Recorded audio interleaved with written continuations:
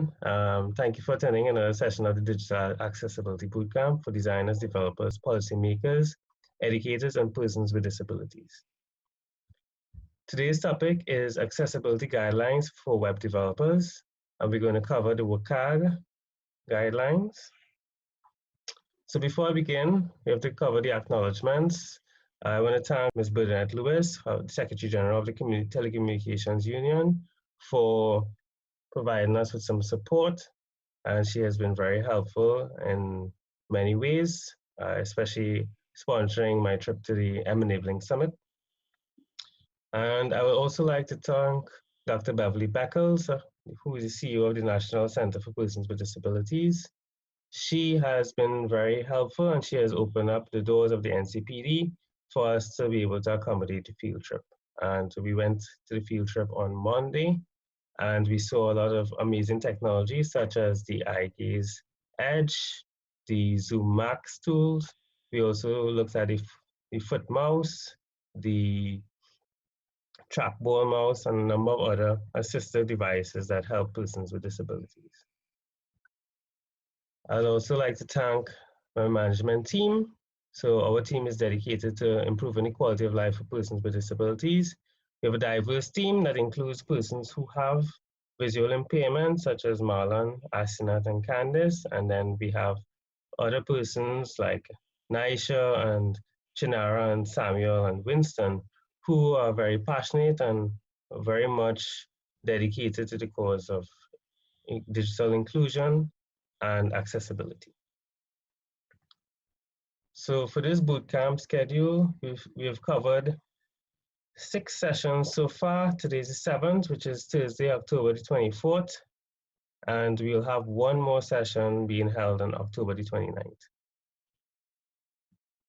So in terms of the learning outcomes and objectives, the primary goal of this bootcamp is that we want to create an environment where software developers, educators, policymakers, and persons with disabilities can all interact with each other and learn how to co-create the solutions that would enable accessibility. And so one of the challenges that I've discovered is that sometimes we don't know what accessibility means. And so we have to understand specifically from the persons with the disabilities, what does accessibility mean to them? So as a designer or a developer, I might think something is accessible, but then when I create something and I give it to someone who has a disability, they may not necessarily experience what it is I intended. So rather than create solutions and then impose it on them, how about we all come together and have a conversation that can help us to understand, firstly, how they use the technologies, and then, of course, what are some of the difficulties that they face. And so this is a forum that enables that conversation to take place.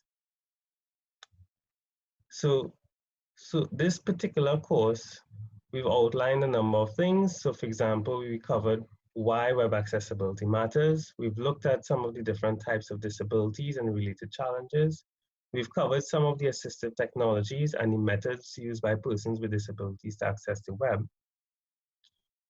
We have looked into some of the core principles of accessibility and universal design.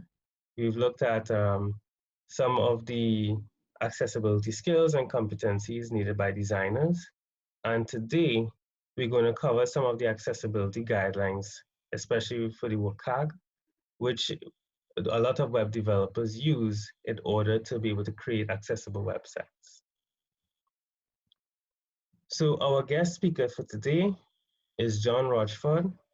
John is an accessibility expert with UMass Med, and I met John at the M-Enabling Summit in June, and John and I spent some time walking around in Washington. We went to the Pentagon, and we went to the memorial site, and we had a lot of great conversations around the topic of accessibility.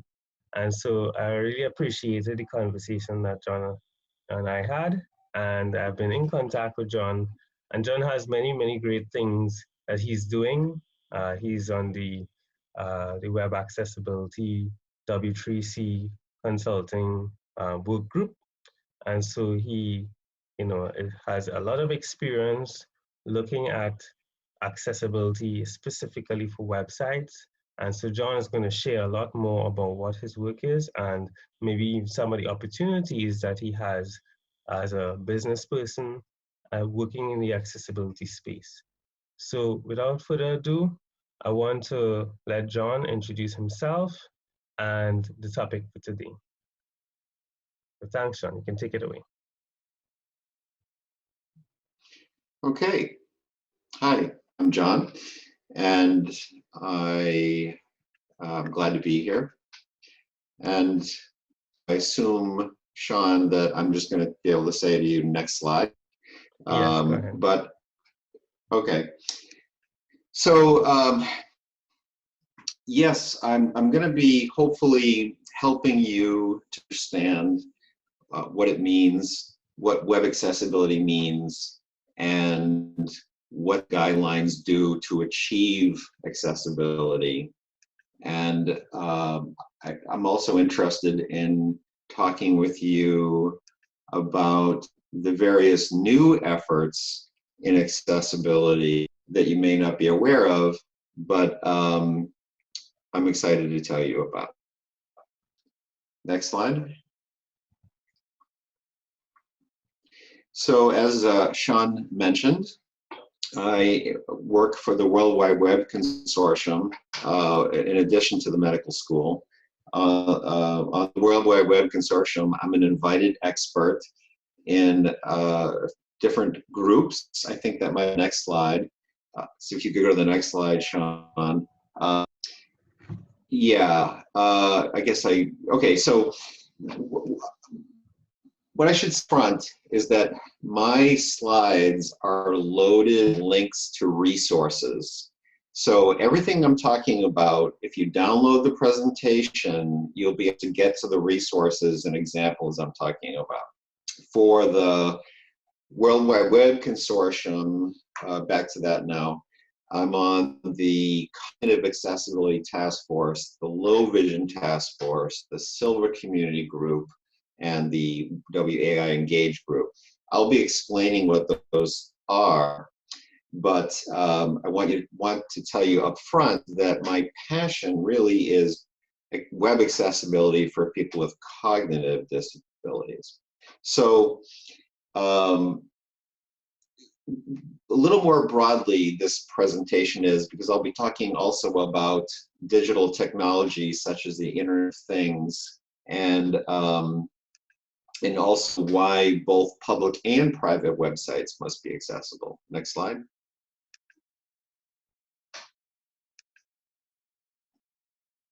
Okay. I believe that I published on the web the very first site for people with disabilities. I did it in 1993, and it's the modern disabilityinfo.org.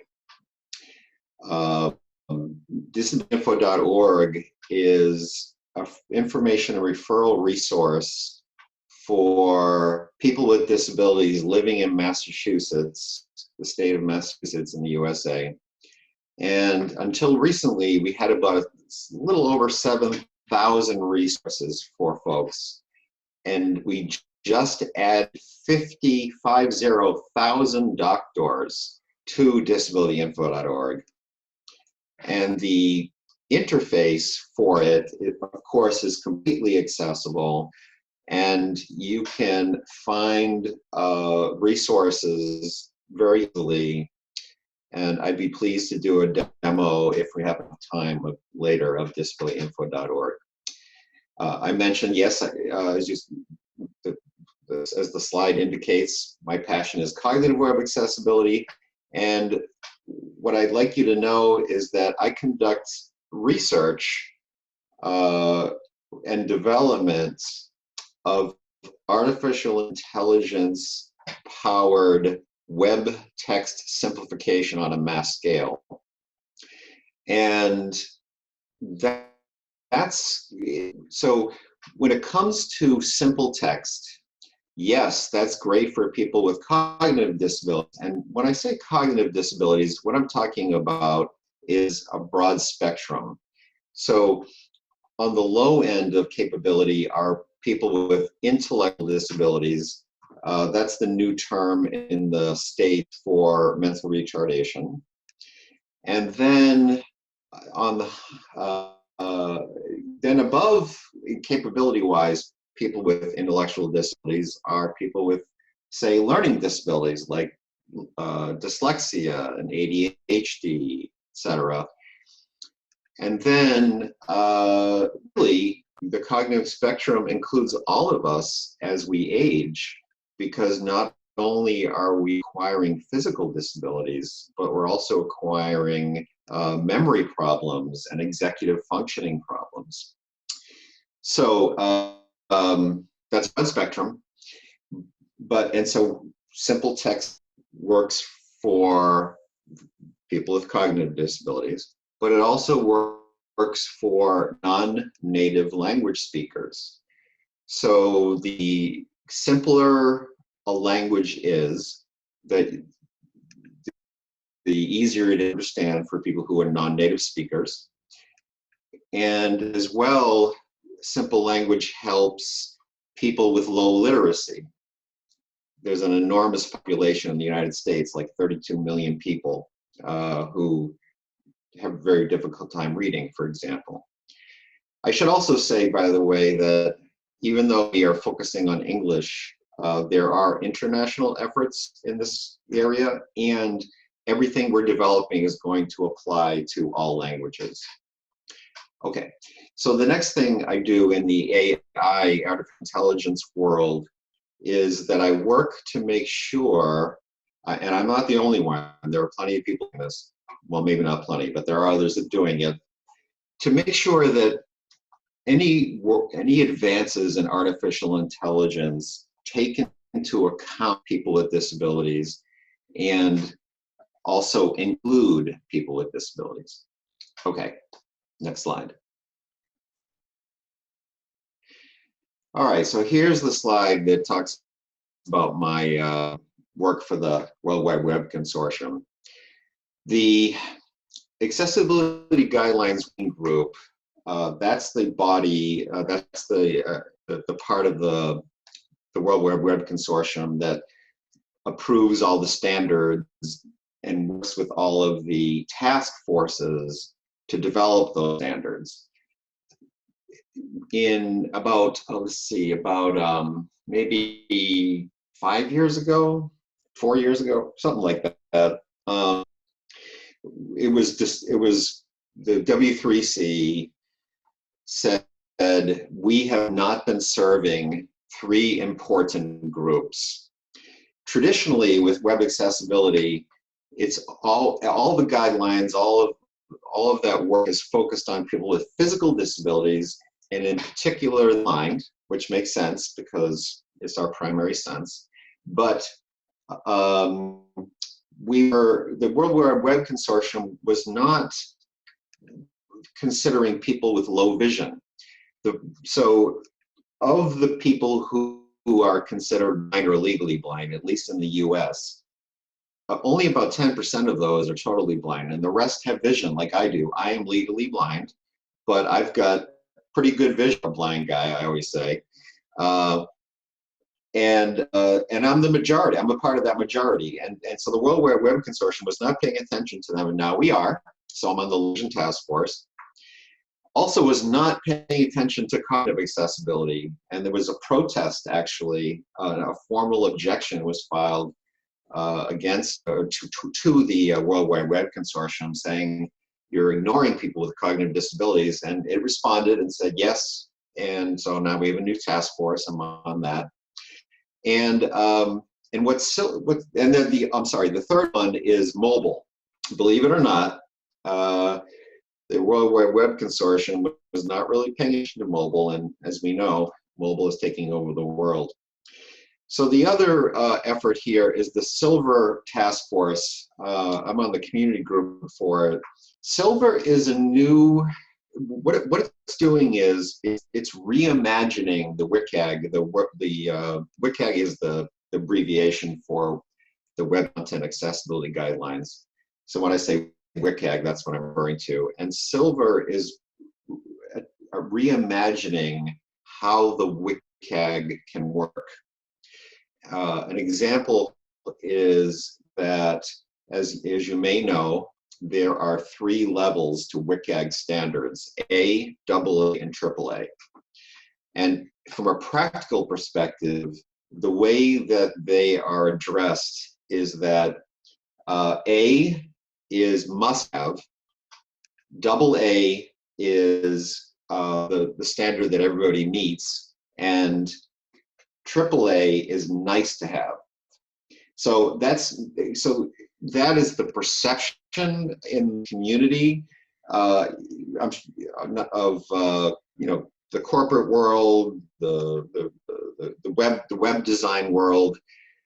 Essentially, web designers do, and what entities do, organizations do to meet standards is they meet AA and above, so A and AA, and they ignore, frankly, AAA.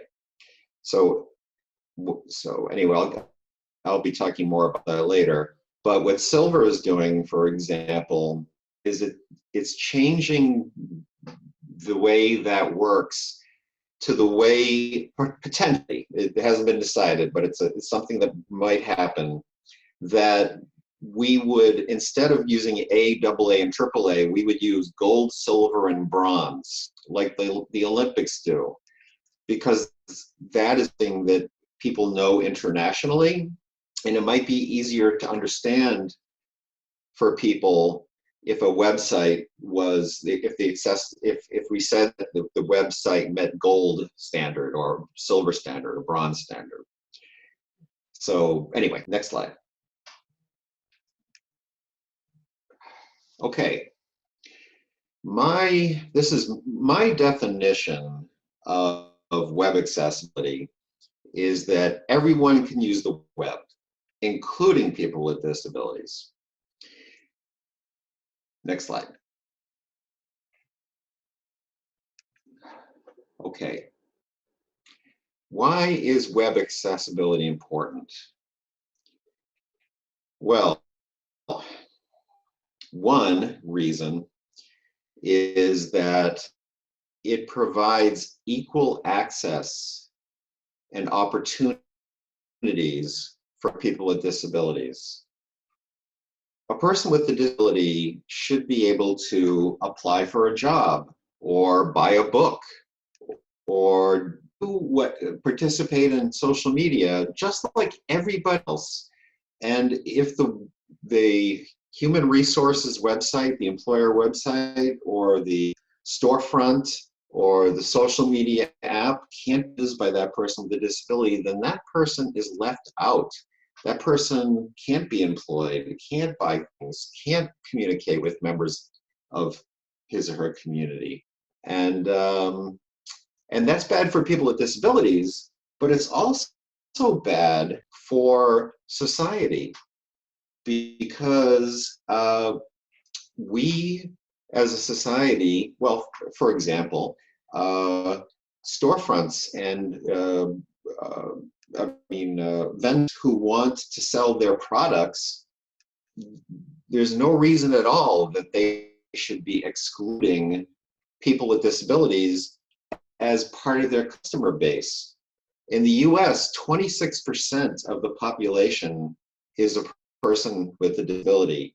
Why would any entity want to exclude 26% of the population from their customer base?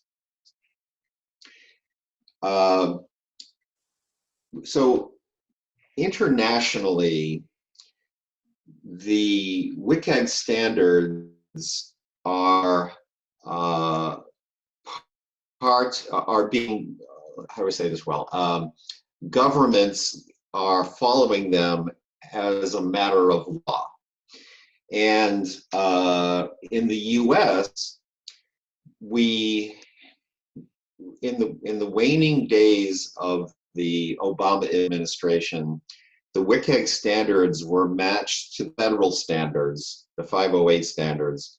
And the Trump administration has not reversed that at all. Yes, the US government too is going to follow WCAG standards, but frankly, that is only for federal agencies and for organizations that receive federal funds, which are a lot of organizations like universities and military contractors and all kinds of folks, all kinds of organizations. But the real driver of accessibility for the web in the US is lawsuit. And about 3 weeks ago, there was a watershed moment in the US. The Domino's Pizza Company had been, a couple years ago, I guess, a blind gentleman said, I cannot use your mobile app and I cannot use your website to buy pizza. And Domino's fought and said, we don't think we should have to make a mobile app in our website usable by you or any person with a disability. Okay, so that's me paraphrasing. I don't know if Domino's actually said that.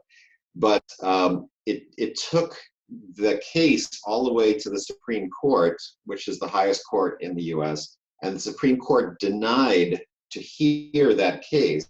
And so what that means effectively, in my opinion, is that the floodgates are now going to open and there's going to be a lot more lawsuits against all kinds of entities, and that's what's going to drive in the US rather than the way it should be, such as UK, where it's a human right. Web accessibility and accessibility in general is a human right. Okay.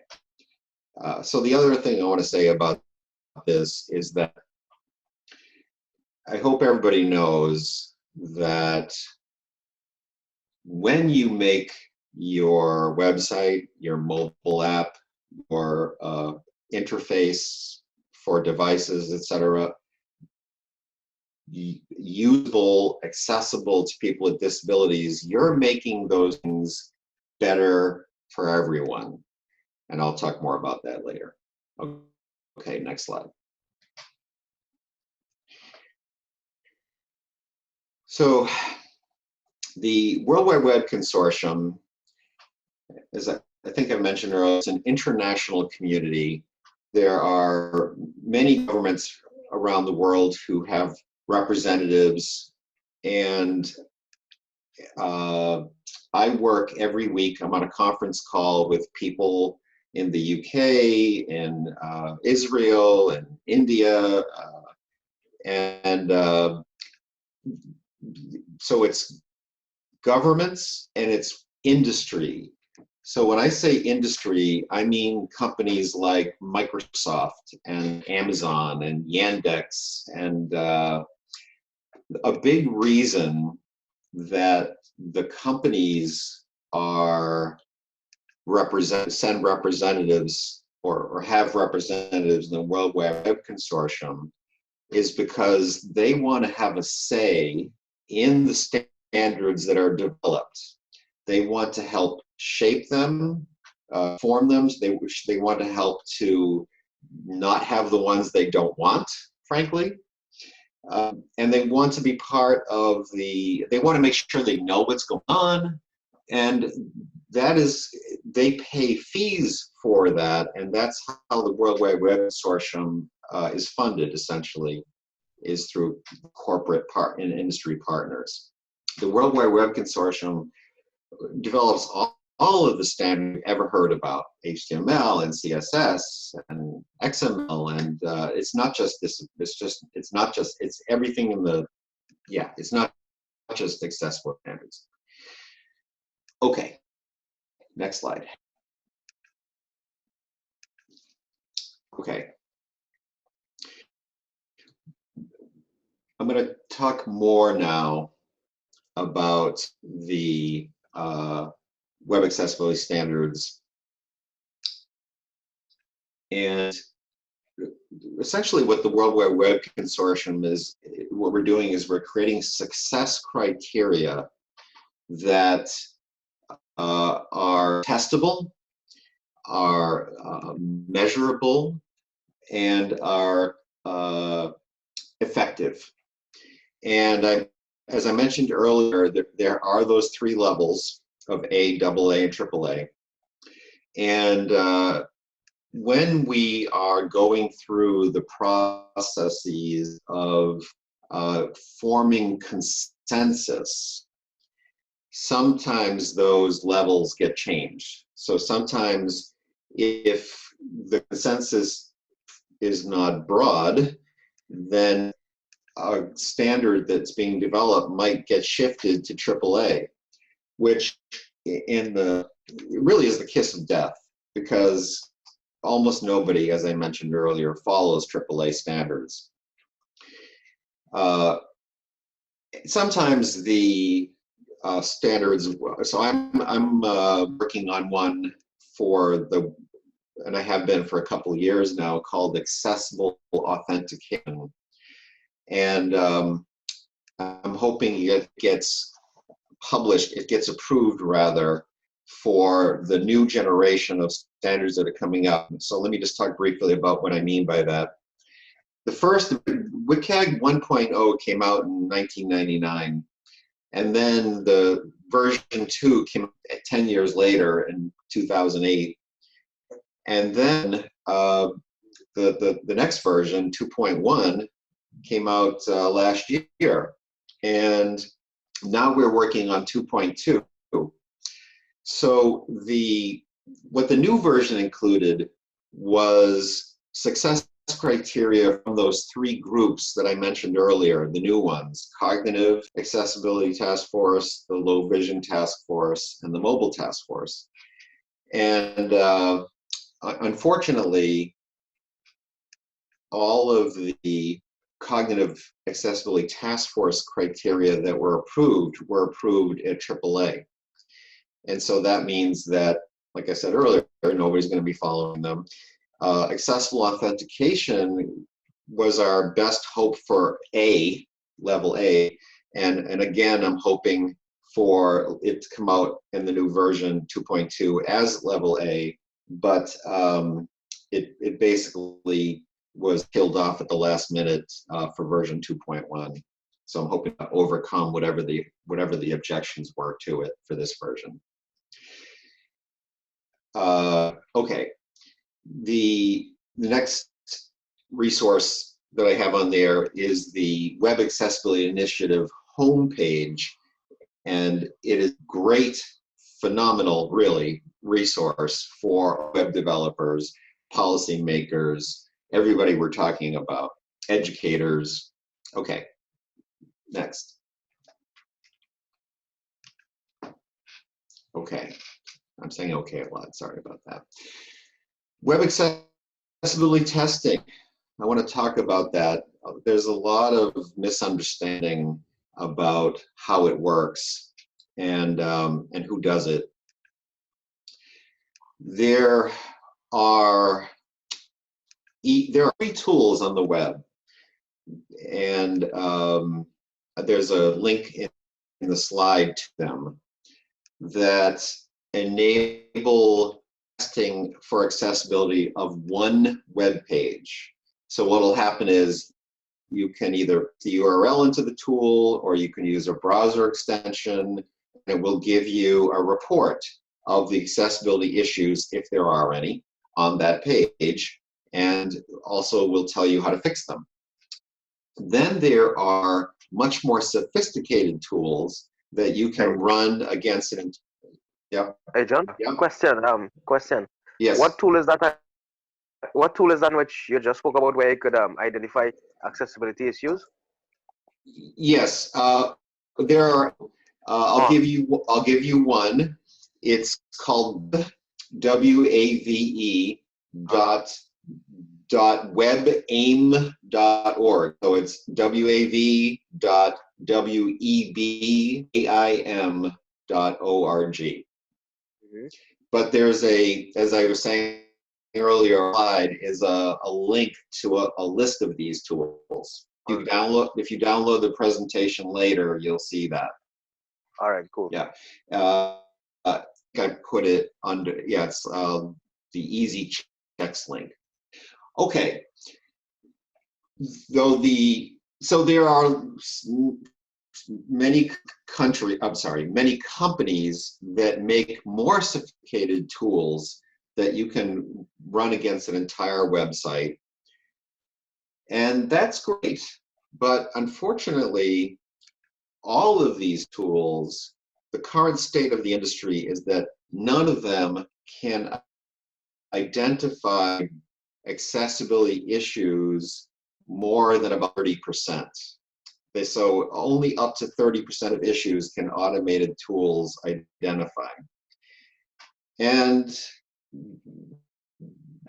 so what about the 70% that they can't identify? Well, those have to be identified by humans. And in particular, they have to be identified by people with disabilities.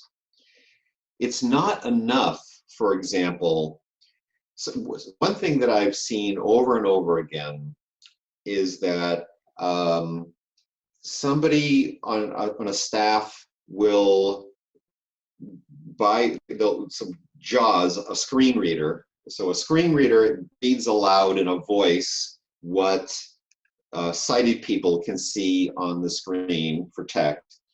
And if a website is accessible, if it works with that kind of assistive technology, from a technical perspective, accessibility means that your website or your mobile app or your Internet of Things interface works with assistive technology, such as a screen reader, or such as a head stick, a single switch device for people who can't use keyboards.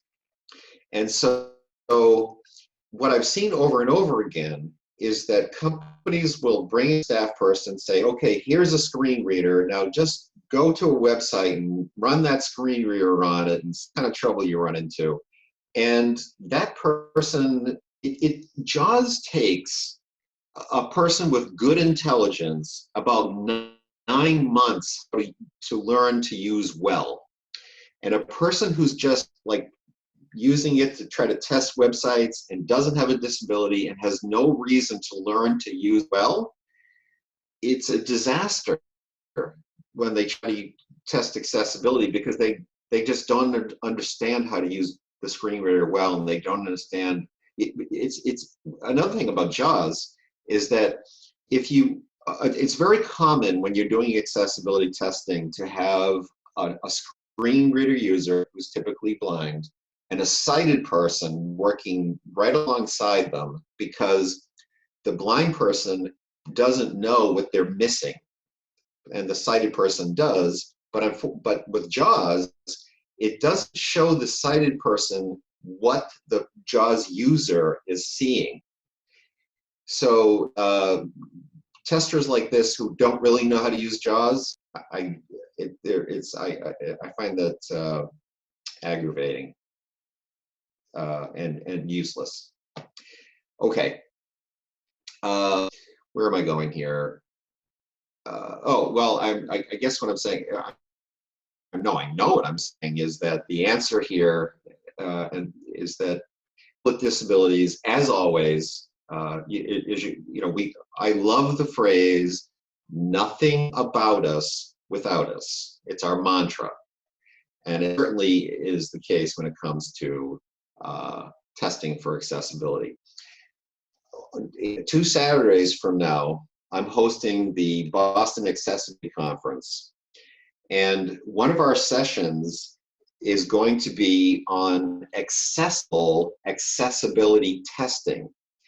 It's galling to me that the accessibility tools, the tools that are used to test web accessibility, are not themselves accessible. So that's what the session's about, essentially. What do we do about that? But the hypocrisy of it. Okay, next slide. All right. Why must public websites be usable? And remember that I mean that by accessibility, that that if a website is accessible, it means it's usable by everyone. But one great reason is that the World Health Organization estimates that 1 in 7 people worldwide have a disability. So that means that websites that are inaccessible exclude 1 in 7 customers. They invite lawsuit, litigation, and they cause problems for everybody. Next slide. Okay. Why must private websites be usable? The vast majority of websites are behind firewalls because they are used by organizations, employers, for their employees, for their subcontractors, for millions of people. And the vast majority of these private websites are inaccessible. And what that means is that employees or anybody using their systems, they can't, and not only can they not, but it also means that they can't be employed by those organizations because, well, I shouldn't say they can't be employed. So if an employer has inaccessible websites, it has incentive not to hire people with disabilities because it knows that if it hires them, then it's going to have to make its systems accessible, and that's going to be expensive, and they're not going to do it. So inaccessible private websites are terrible for not only the employees who, so a typical scenario is that a person with a disability who is working, it's very common for that person not to be able to do certain things and not to tell their employer because they want their jobs.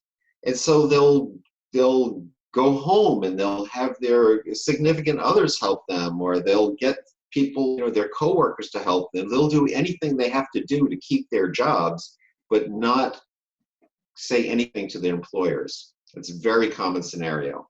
Another very common scenario is that employers who are trying to make their websites accessible will make as part of, so they'll say to an employee with a disability, okay, so you are an accountant, or you are a customer service person, or whatever your role is. On top of that, we want you to test our websites and mobile apps for us. Now, we're not going to pay you anymore, and you're going to have to figure out how to work that into your job. That's another common scenario. I hate it. Okay. So if you're a person with a disability, it's really important that all of these private websites are made accessible because you want to make a living like everybody else in the world does. Okay, next slide. Okay.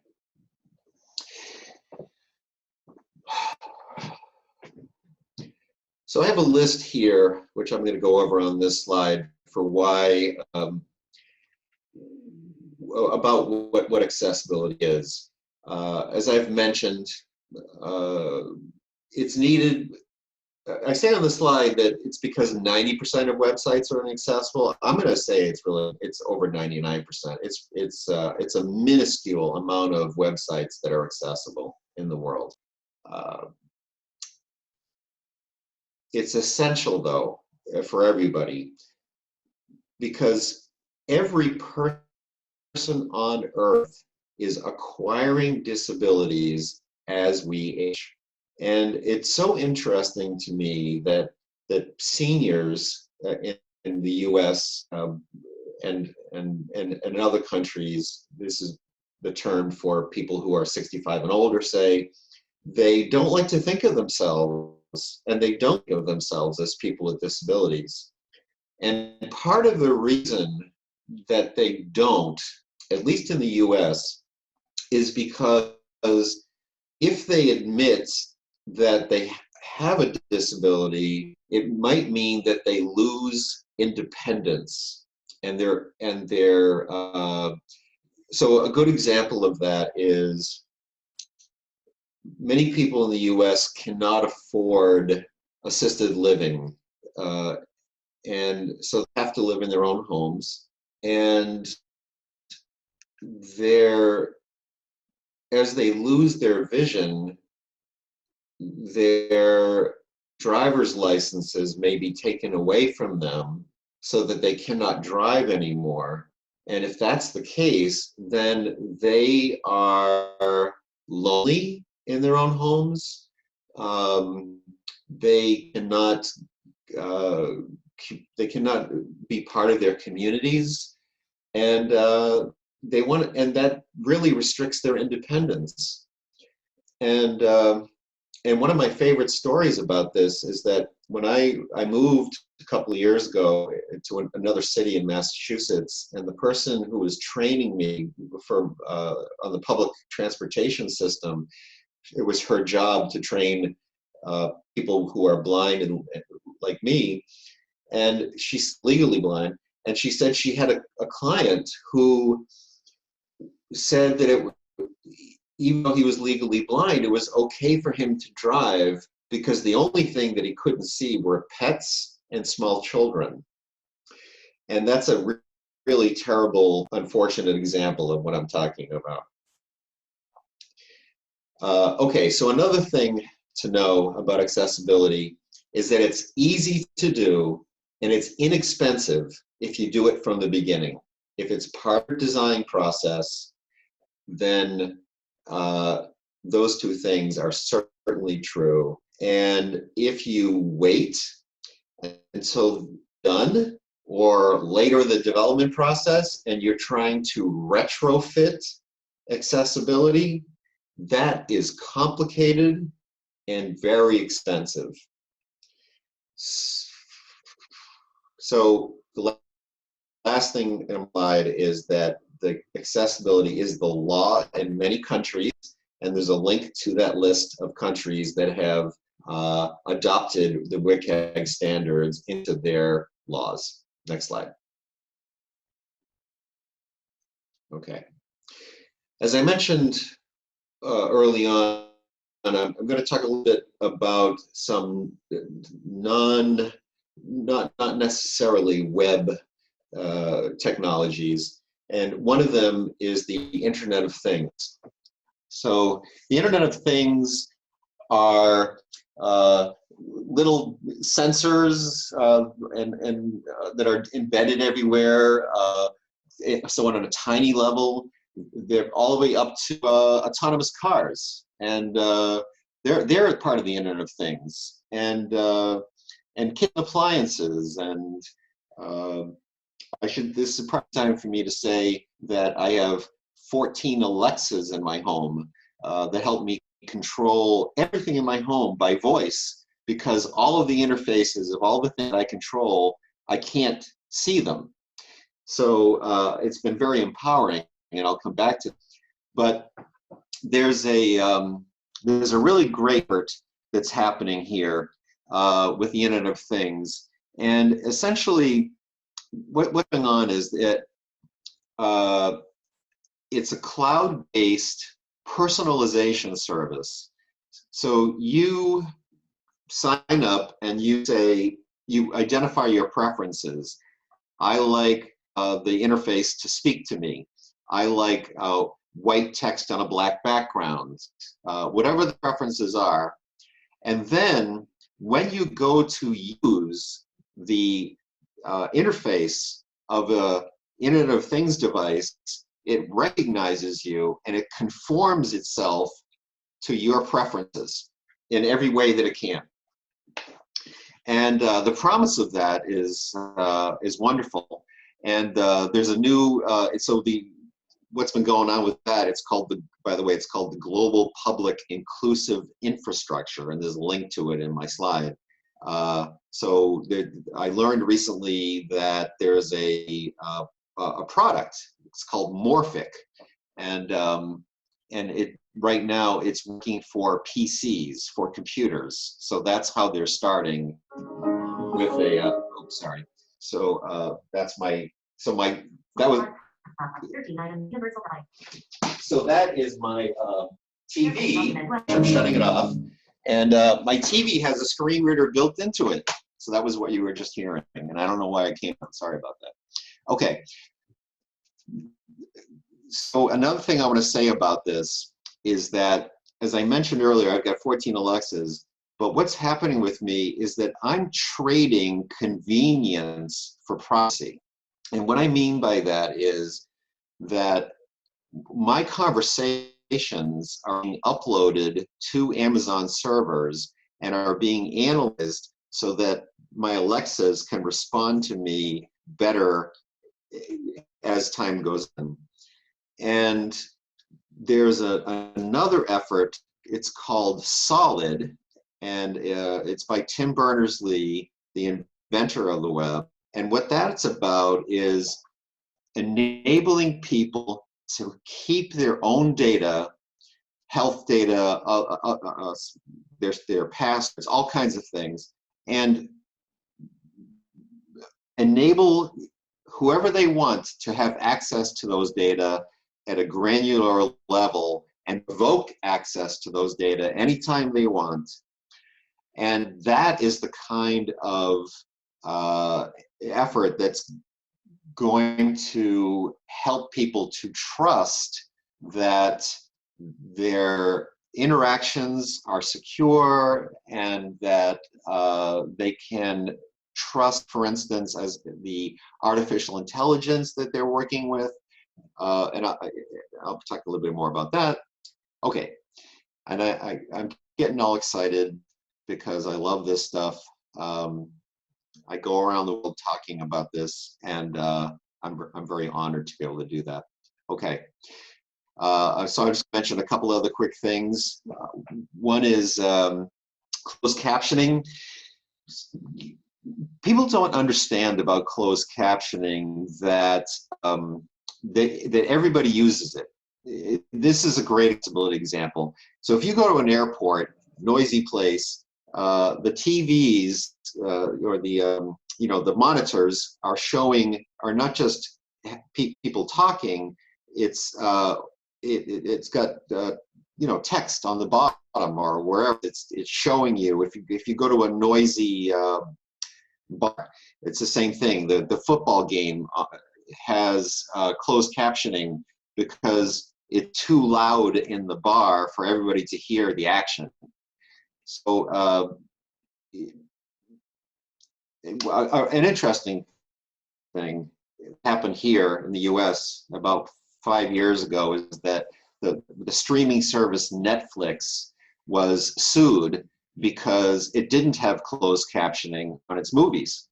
And its defense was that, well, these are not our movies. We didn't make these movies. We just provide them to the public. And that was not deemed a sufficient defense. And so since then, not only has Netflix been captioning anything that it creates, but it has also added audio description to everything it creates, and I'm in love with it. I have audio description on by default, and what it does for me as a person who see is that when the characters are not talking, there's a narrator who is saying, okay, this is what's happening, this is the expression on that person's face, describing things to me. I just love it. So I don't know if you know about that because very few people do. All right. Another thing that I just want to mention is wayfinding, indoor navigation. So for instance, if you are a blind person, or you're a person with a cognitive disability, or you're a deaf person, or whatever, you have deficits. You have, not deficits, sorry, I don't mean that. I mean that that when it comes to navigating an airport, say, it's very difficult because you can't see the signs, or you can't understand the signs, or you can't hear the announcements. And what wayfinding does is it's a variety of technologies that are being developed to automatically, in an automatic way, help people to navigate buildings. Okay, next slide. Okay.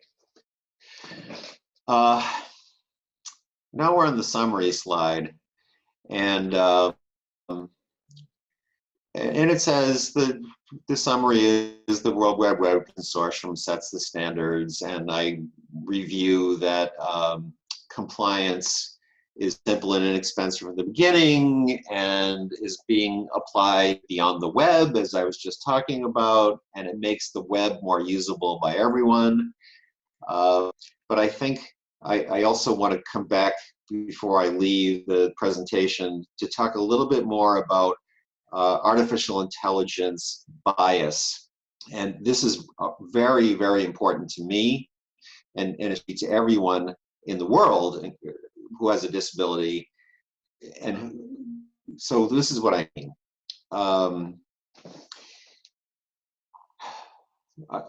A researcher in Toronto got access to 10 AI models for autonomous cars, and she introduced to their training data the use case of a person with cerebral palsy propelling her wheelchair backward in a crosswalk.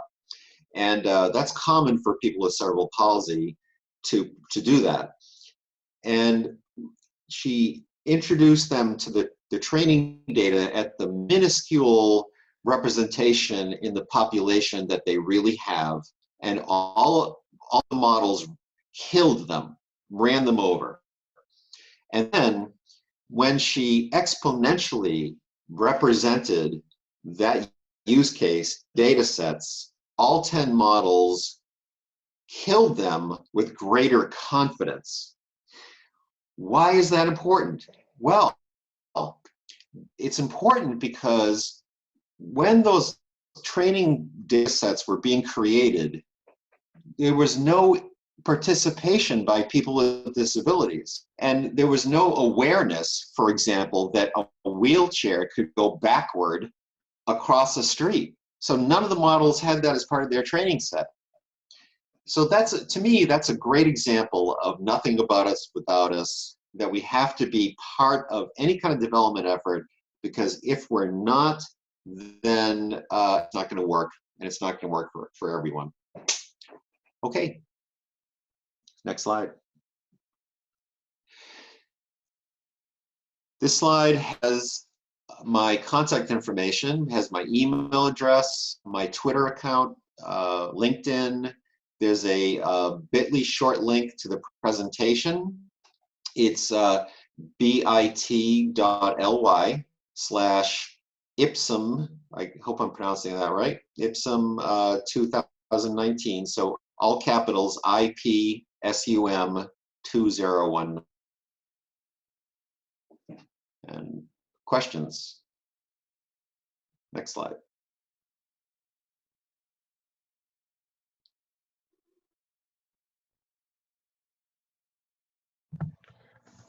So thanks, John, for your great presentation. I really appreciate it. It was very informative.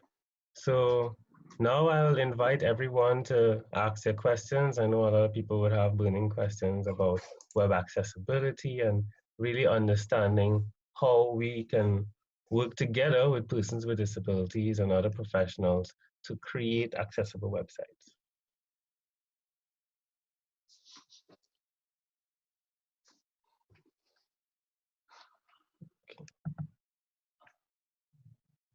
Okay, so I will unmute everyone, and you can ask your questions either by chat or you can speak to the mic.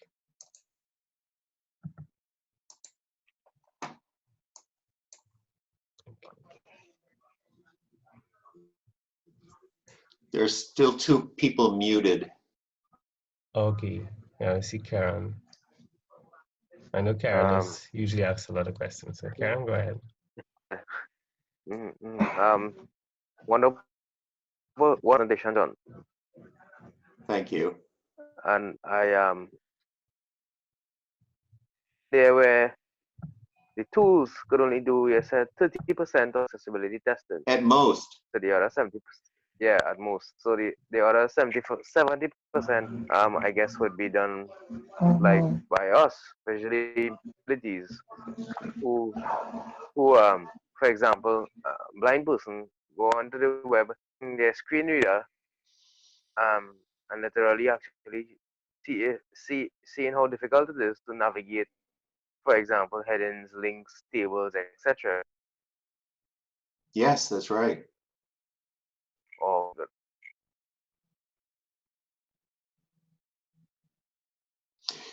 yeah. Finally, even though the best people to test are people with disabilities, talking about earlier, you know, somebody whose JAWS really is the best, really is the determining what's successful, opposed to someone who doesn't know how to use it.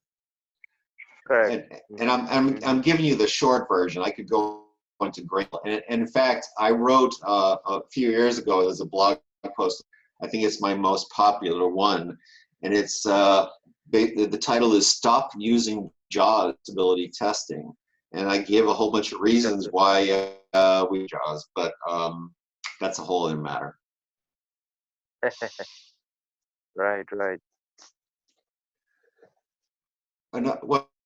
Well, since the question, I'll say something else that maybe you know and maybe you don't. In the screen reader world, is that the NVDA, the open source screen reader, has become more popular than JAWS, and a big reason for that is it's free, but just does a much better job than NVDA when it comes to helping a blind person.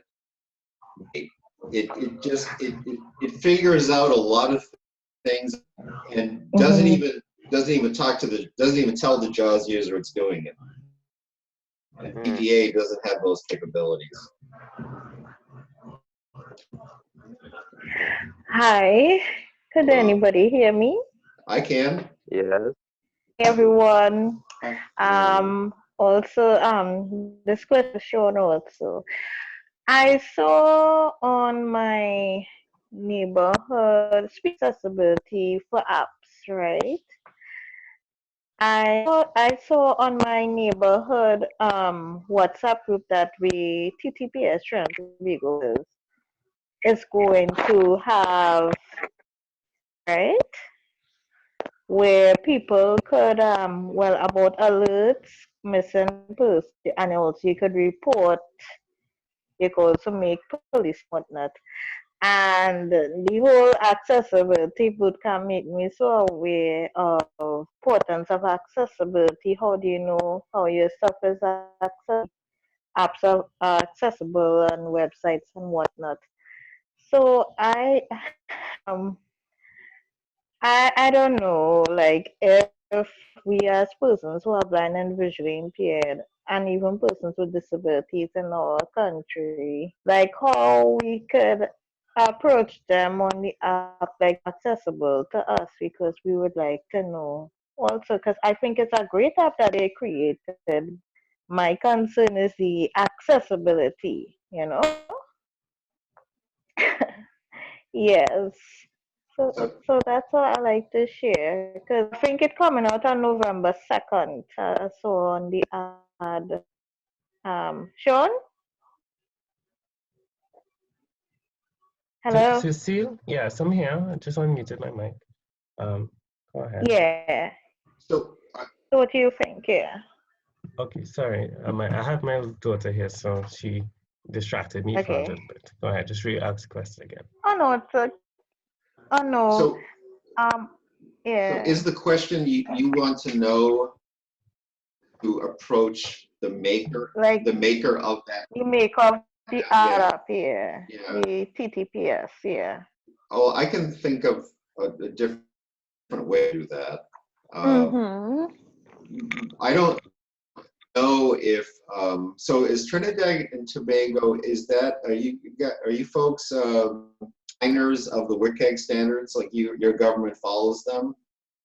That like what's repeat that?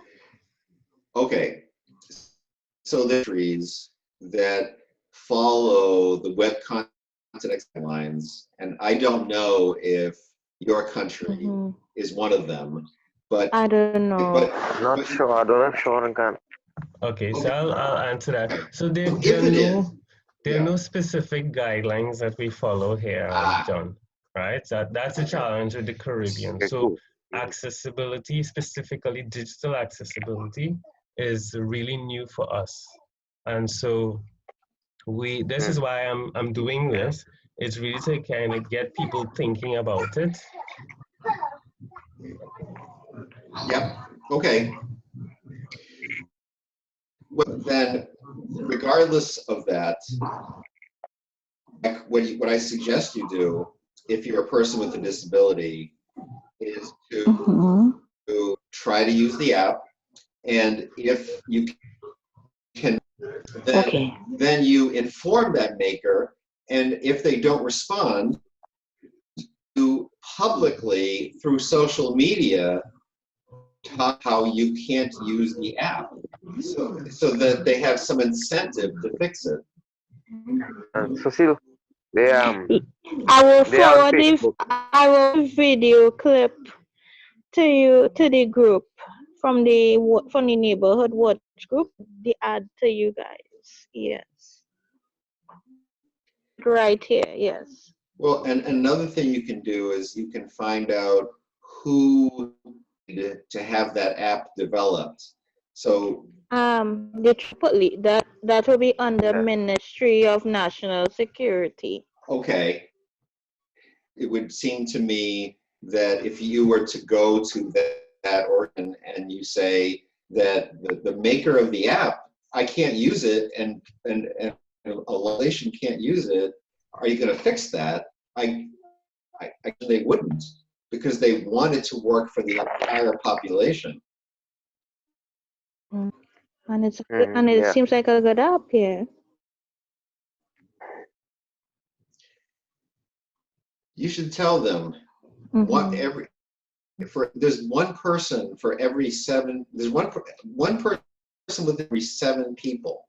That's a lot of people that app doesn't work for.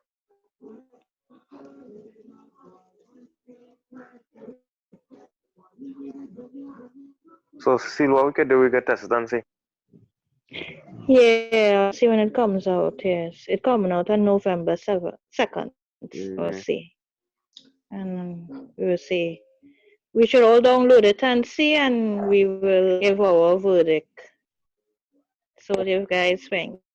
Yes. There's another thing to be aware of here. So there are essentially 2 types. One is a responsive design website, and the other is app. So I can guess you all know what I'm talking about. Excellent. Go ahead. Okay. We're listening. Okay, so a responsive website, what that means is that it's designed to work well no matter what the size of screen is being used. So it works well on a phone, a tablet, a desktop, right? Understand. Yeah, and so that is easy to test how accessible it is, because you have version, you run one of the tools that I talked about, and see the accessibility issues that you're going to experience, or hopefully not. That's why I brought that up. And then it's a native app And by that I mean it was designed for the Apple platform, or it's an Android app. Then there's an emerging set of tools that are used for those, but that mobile accessibility is really, and that's why we have the Mobile Accessibility Task Force. So there are some emergers for mobile accessibility that you can test against, but what I hope for you is that the designers made a responsive design.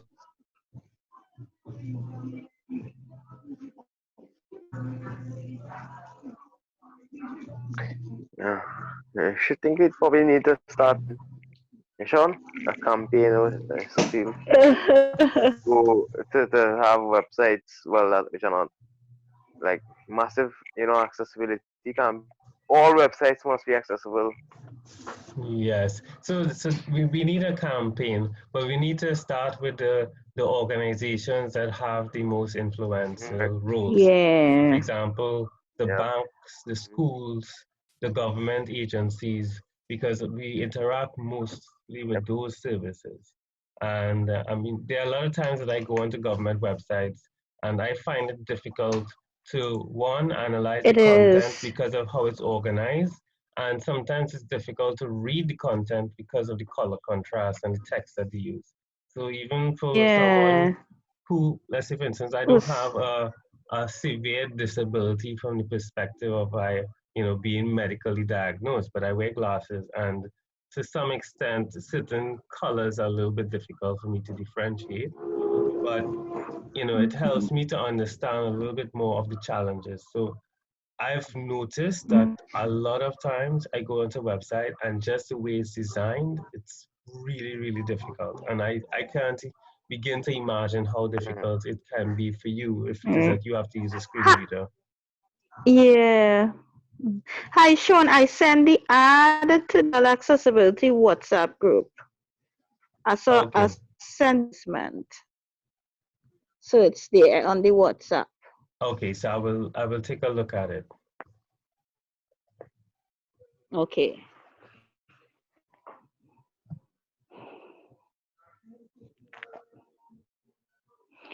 Yeah, contrast on some of these sites doesn't be easier to. I have some sites. It could really be and some of our government not accessible. Yeah. They So, just have to move around. mhm. John, Yes. the World Wide Web Consortium and the WCAG, both of them work together to just go that over again. They work together to get the accessibility standard. Okay, so the consortium has many task forces, and so it has a task force, say, for HTML, task force for XML, and a task force for everything. Okay. Yes. But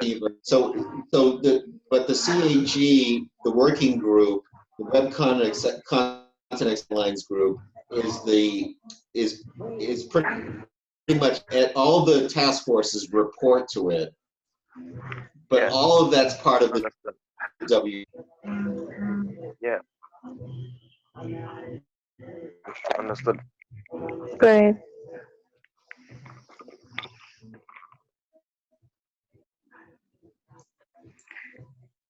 I really enjoyed the presentation. It was really good, Yes.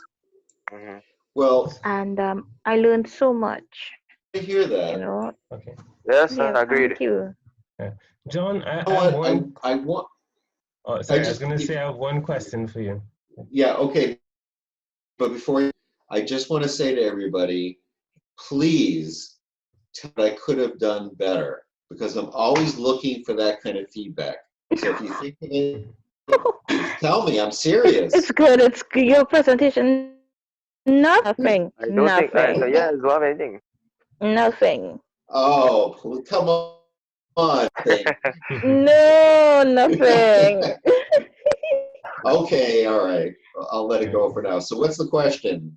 Okay, so my question has to do with the fact that, for example, the US has a totally different economic and prevailing conditions than what the Caribbean has. So, for instance, in the US, there are laws and rules and regulations that govern accessibility and all these things, whereas in the Caribbean, we don't have that. Another good example is that in the US, there are developers who are trained, and a lot of them work in Silicon Valley, and they are responsible for the development of the technology. Whereas in the Caribbean, we have a lot of imported technology and tools, and so sometimes we are just regurgitating what we learn. And so I'm looking at the differences in the landscape, and I'm trying to figure out how can we go from a developing state where we don't have sufficient laws and sufficient rules or sufficient skills to be able to implement the accessibility. So what are some of the ideas that you have that you could share with us so that we could sort of leapfrog to get to maybe where the US is or even beyond that? Well, it's interesting to me that you're talking about the law. Why does that matter? Why does any law matter?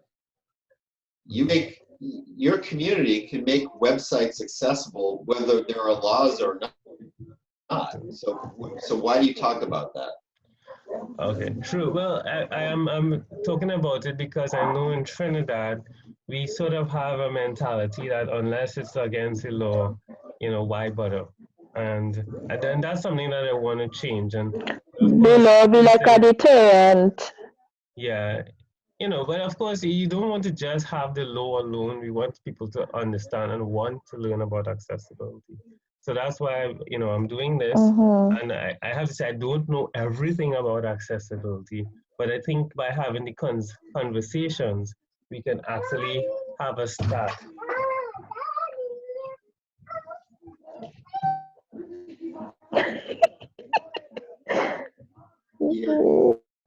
Yeah, your daughter has a lot to say about that. Cute. Good night. Well, I'll tell you, in my long career as an accessibility evangelist, I would. I love that type. I would talk to corporate America, corporations, about making their online learning sites accessible, and saying to them, don't you want to make the world a better place for people with disabilities? Don't you want customers with disabilities? And the responses that I got were poor. We don't have customers with disabilities. Wow. Yeah. Oh, that is so common. And of course I say, well, yeah, you don't have any. Well, first of all, how would you know? How would you know if your customers have this? And second, yeah, you don't have customers because your websites are inaccessible. So about 2 years ago, there's a lot of wind noise. So about 2 years ago, I stopped talking like that. And what I started to do instead was to say to them, how would you like to make money?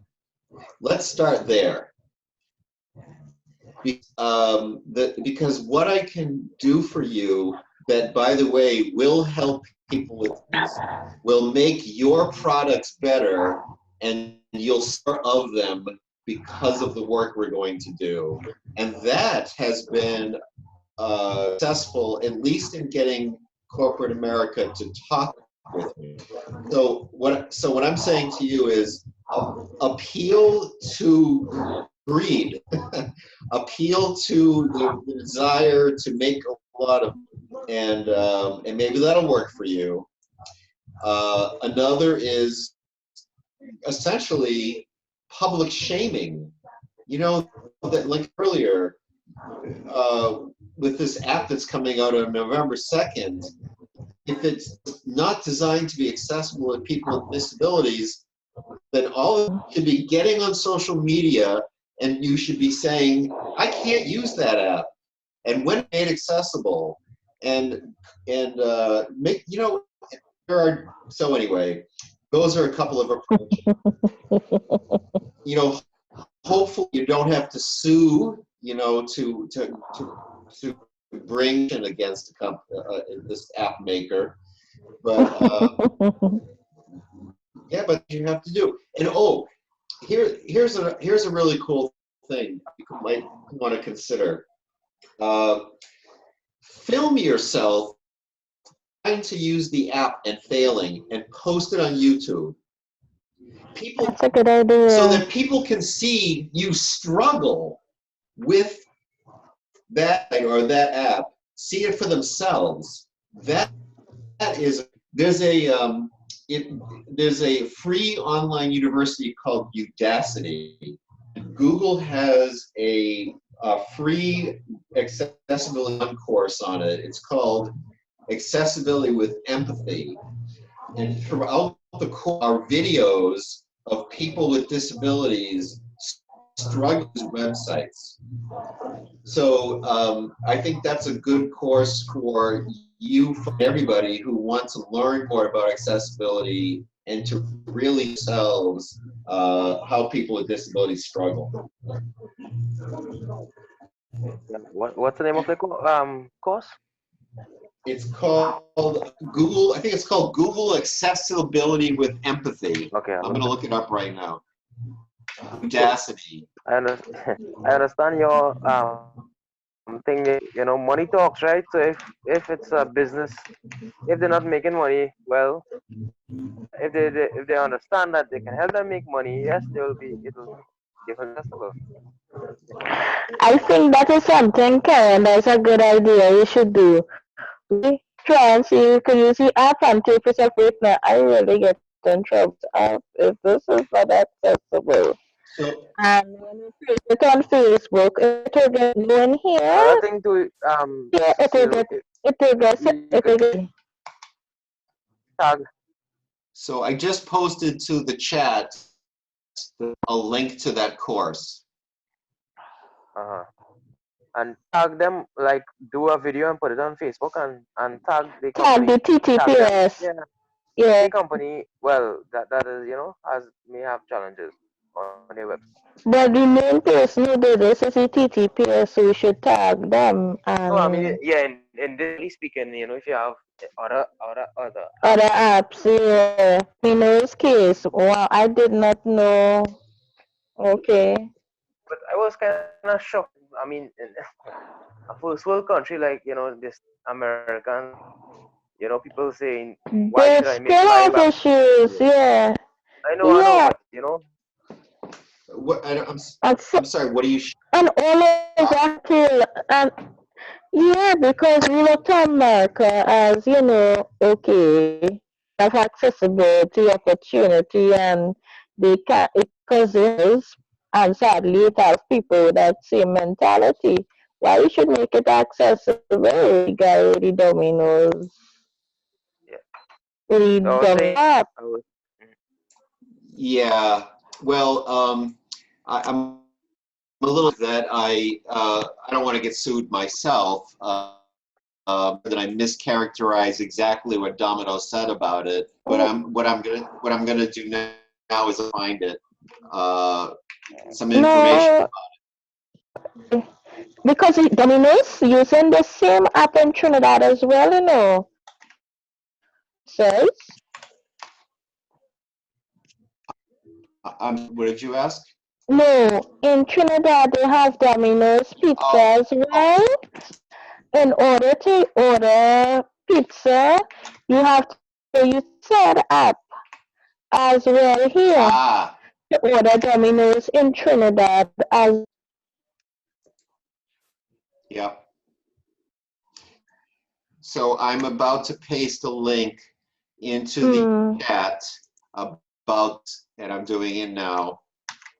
And there it is. And I'll tell you that in the U.S., there is a great lady here is an attorney and has been winning Cases. yeah, but here's how she does it. She approaches a company like a bank, and I have people that can't use your website. How would you like with us to fix that problem? Rather, Yes. rather than say to them, we have people that can't use your website and we're suing you. It's a cooperative approach rather than an adversarial approach. She has had success with that for years. Right. John, I really like that approach. Think Ken and Sean, there is something. I think with this app here would be at what is launching on the 2nd. I think this great start. Like ask them how you feel like to work with us to improve the app for persons with disabilities. Yeah. So yeah.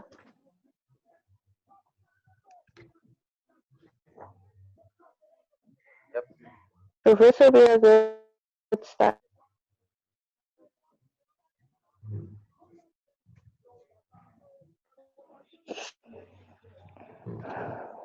Yeah, so John, so in terms of her approach, what sort of without necessarily calling names, what sort of organizations has she used that approach with?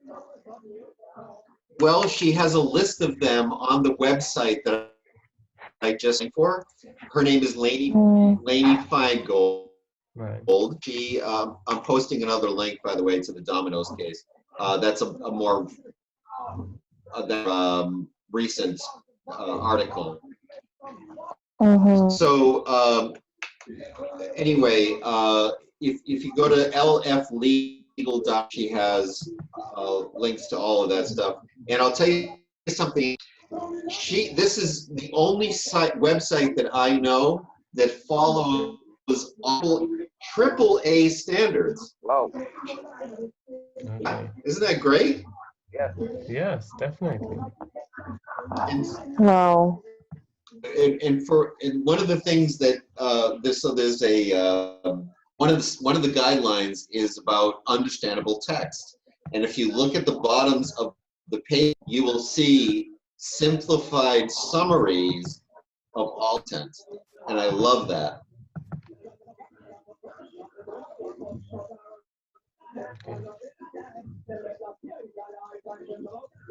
Interesting.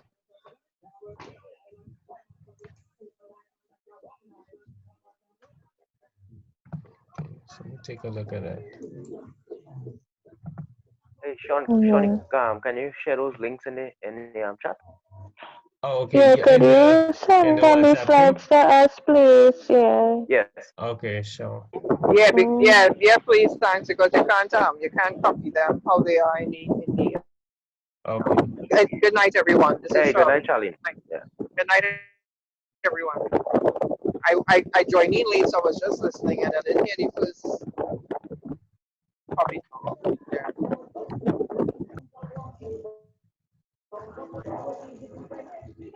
Yeah, I'll post a link just to the website. Okay. I'm sharing it. I'm sharing it to the group now. Okay. Really fine. I got it. Okay, great.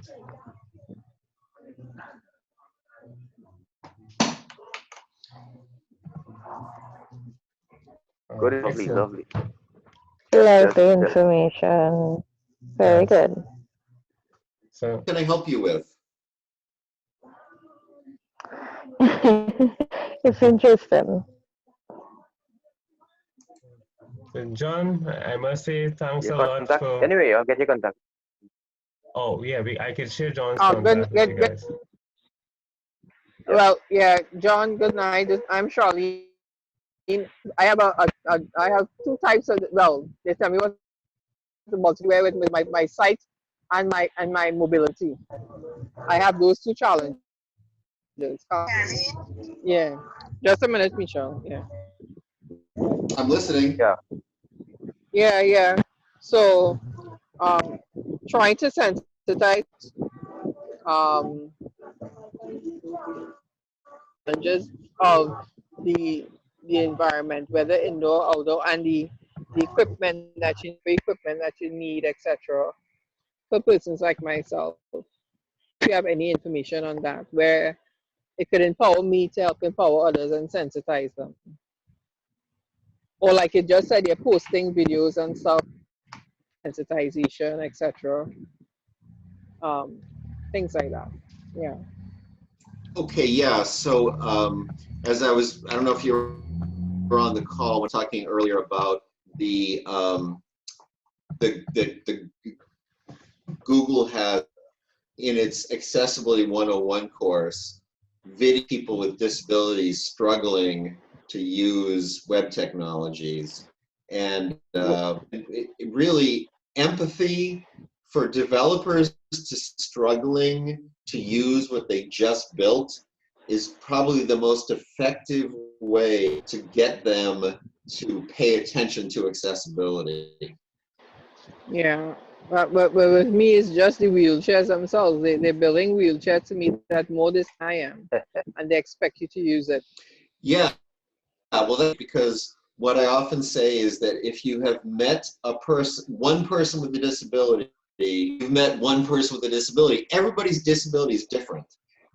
Exactly. Right. So I'm posting into the chat now of assistive technology equipment. It's called Able Data. It's a very big database of all kinds of assistive technology that that you can use in your life. Other thing is that, as you might know, 3D printers have really revolutionized assistive technology because people now who need these odd wheelchair parts, you know, that are unique to their wheelchairs, and they can now make them themselves. Well, that is one of my challenges. You just hit the nail on the head. Mm-hmm. Yeah. What 3D printing is that you can use a design that you can download to your 3D printer, or you can make your own design, and you can make your own parts for your wheelchair that you can't get elsewhere. The only how could we get that type? I know there's a 3D group here in Trinidad that a lot of people do, and they are connected with the US, but they are totally clueless to, well, like my challenges and probably the challenges of others, because they were like an exoskeleton for me. But really, with type of disability, I am not paraplegic. My thing is I just need surgery and the money for it. I may not walk perfect again. I could walk if I'm given the right tools to do so. Like, to me, the wheelchair in a standing position at this present time, or something that goes up and down and could stand the terrain, because the rough terrain, all of these things you have to take into consideration. Here in Trinidad, they outfit you with indoor wheelchairs that you have to work with both indoor and outdoor, and they don't like. Okay. Yeah, I mean, what you're describing is a very unfortunate common problem. So to go to that website that I just pasted in, and you type in wheelchair, it shows you all kinds of models of wheelchair and there are even some ratings of them. So I would suggest you at least take a look at it. Great. And my other is that I have a leg that cannot bend, so that's where the outfitting part will come in. Yep. Yeah. Thank you so very much. Yeah, sure. I mean, I have a chair, for example, of a person who could not like you couldn't bend. There is a wheelchair specifically for that purpose. Yep. Yep. And so the database I just sent it has it looks like, oh, I don't know, many, like probably, I don't know, at least 100 different models. And yeah. I would definitely take a look, and I'm thankful because you know, searching the World Wide Web sometimes tedious exercise. Oh yeah. Especially when you're feeling like, if you feel something like a need back, you know, because you get so much information, but then the information still is not relevant to what you're looking for. Yes. Well, that, yeah, you're describing. Yeah, so it's not just you, unfortunately. How else can I be helpful?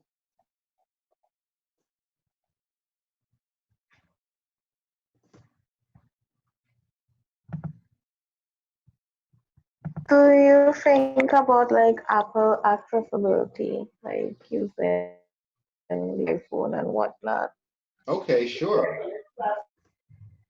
Yeah, well. Yeah, we just asking questions, yeah. So when I say the blind, in this case, I mean the totally blind, have flocked to the Apple platform. When I'm at conferences, I see people holding their iPhones horizontally to their ear, and they're tapping. They're holding it with one ear and they're tapping it with the other because they've memorized the interface and they're getting haptic feedback. I use iOS, Apple devices. I use Android because I want feed. I don't want to listen. So I was a boy. I grew up. I was a voracious reader, and then when I lost my vision, it was it was a terrible thing. But then, actually, when electronic readers came out, I could, you know, that's catered towards. So with Android, I'm a screen magnification, and Apple doesn't do well with magnification. It does with voiceover. Yes. But you know, it's the reverse for Android. It does well with magnification, but not. That's true. Yeah. But what I've noticed for for about 6 or 7 years ago to now, the Android accessibility has improved a lot, you know. Yeah, that's right. Who are blind or visually impaired, yes. Who depend on screen reading software. Yes. Android accessibility. Yeah, they have improved. Yeah, the Android hasn't. Yeah, TalkBack is the Android for voiceover on iOS. Yeah. Well, which one? Then you have for the Samsung phone voice assistant. Yeah, Galaxy Voice. Yeah. But John, during the presentation, your TV spoke to you.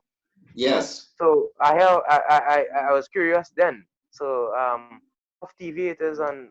It sounds like a Samsung TV he has. It's a Samsung TV. Right. So you have the right board screen reader.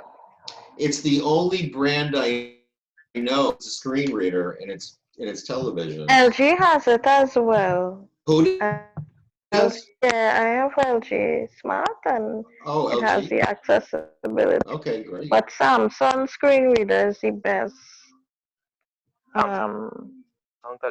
Yes, it's the best.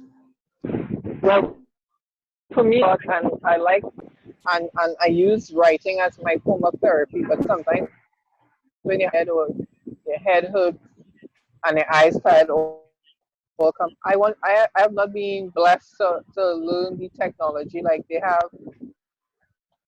Speak and it types, and where you know, like the different stuff the like screen readers. Screen readers, right? The screen readers. I need to, because you know I'm short sighted. They laugh at me when I take off my glasses to read, but sometimes that has to, depending on what even the glasses doesn't help. So you have to Maybe you bring should put full. on the screen. Well, okay, so hold on a second. You're not actually talking about what you're is speech to text, the reverse of a screen reader. Dictation. Yes, Okay. I want speech to text, and I also want where it could read it back to me. Yes. Oh, so you need Yes, both. yes, I need both. Yeah, I Yeah. need both. So there's the big there's sorry, I have so many thoughts. Dragon. A really cool company that's doing something really cool, and that is, it's called Otter, like the animal, PER.ai.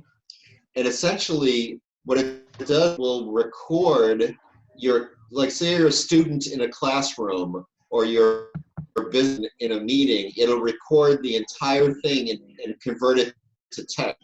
Wow. And it's 600 minutes free.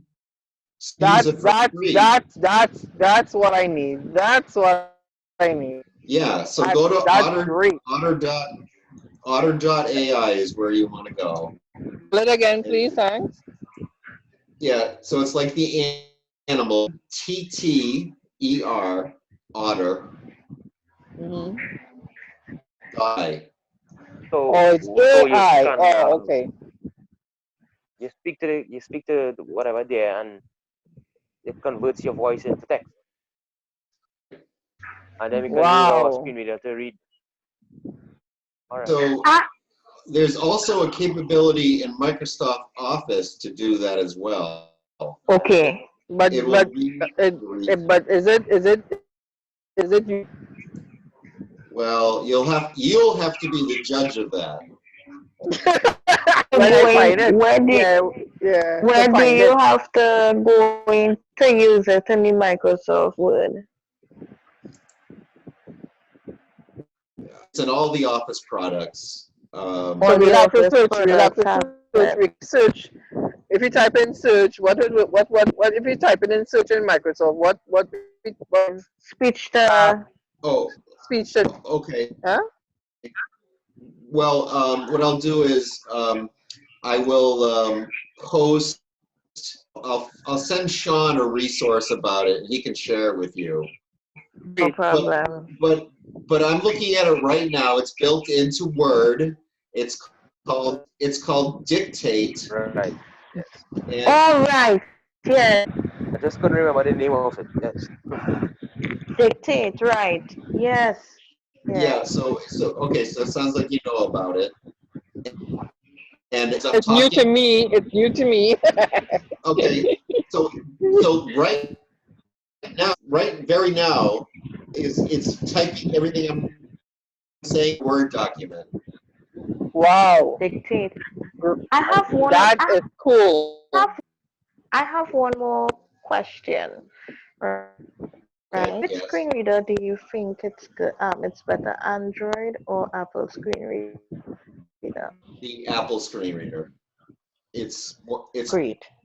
more stated, it's more customizable, and there's a huge community of people that, and it's the reverse for All right. Okay, great resources. Resource. And Yeah. powerful information. Yeah. Yes. That dictate option might be any help menu help ribbon. Yeah, the ribbon. Yeah. Oh, yeah. Okay. Also, Microsoft has what it calls immersion tools that help people with cognitive disabilities to use Office. Okay, that's great to know. Because I met a young man who got brain damage. Yeah. I think And he used the if he uses it, but or if he knows about it, I could inquire. no.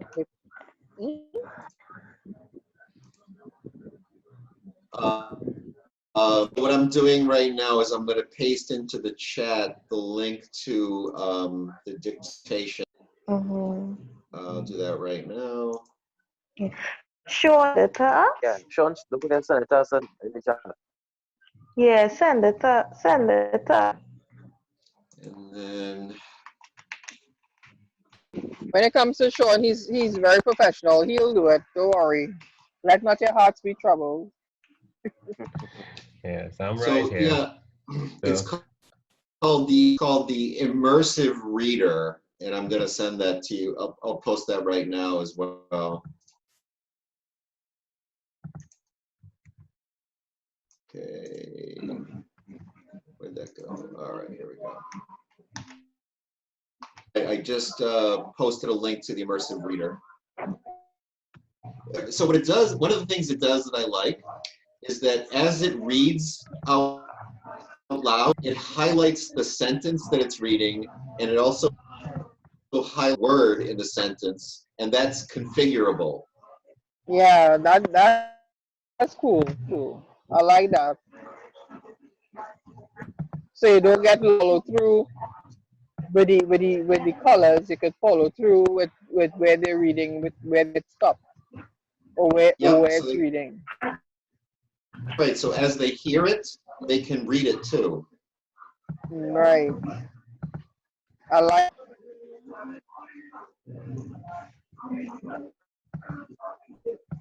All right. How else can I help you? so Because you have me for about another 15 minutes. yeah. So I We have have another we have you question. then? With regards to testing, because I'm thinking that you know, there are persons with disabilities who can get into that aspect of it in terms of web accessibility. So the testing is what development. Yeah. Yeah.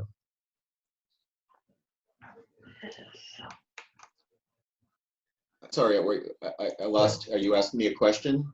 Yeah, so my question is along the lines of, you know, getting persons with disabilities involved in the development and testing. So if someone wanted to get into that space to understand a little bit more about how they can actually develop websites and test websites for accessibility, if you can give some Well, steps for that.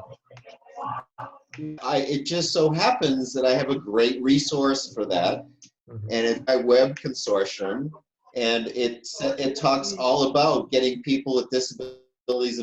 So I'm going to send it to you right now via chat. Here it is. It's also but it's got great to teach accessibility for policymakers, for developers, for testing, all kinds of great stuff. Yep, really great stuff that you, Sean, especially you will be able to help others here in Trinidad because that's right up your alley. Yes, I agree. And, you know, I'm looking to see, you know, how we can encourage more people because at the end of the day, it's one thing to learn about it, but it's another to actually, you know, get involved and be a part of the movement. Desensitization, Yes. yeah, desensitization. Does usually okay, go ahead, John. Well, I just want to say that money motivates people, then you know, I can hire anybody who has accessibility skills. I can pay you for your time for all the different projects done. So spread the word. If people want to work, I can. They just need to know how to make accessible websites. Okay. Yeah.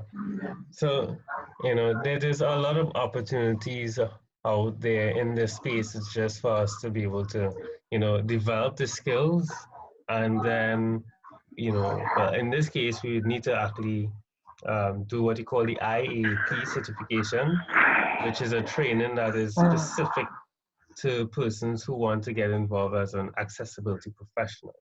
So perhaps John could share a little bit more about that as well. Yeah. So the IAP levels of certification, and the WebEx specialist is the middle one, and that's the one that I'm asking people I'm on to. Apron School.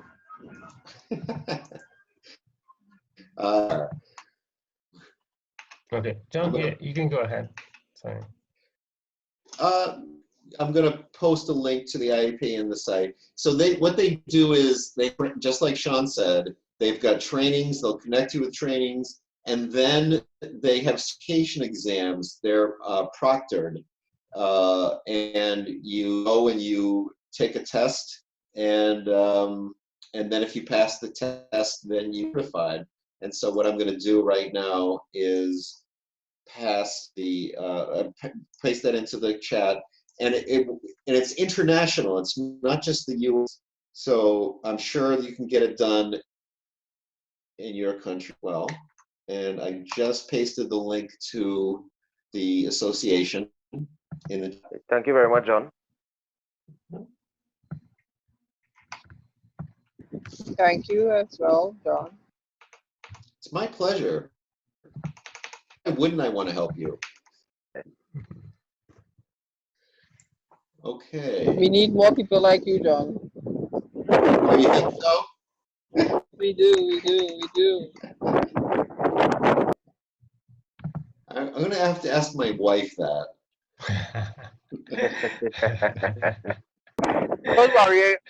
I will tell her for you. If you love for you. Okay. Well, if we ever come visit your country, I will get you to do that.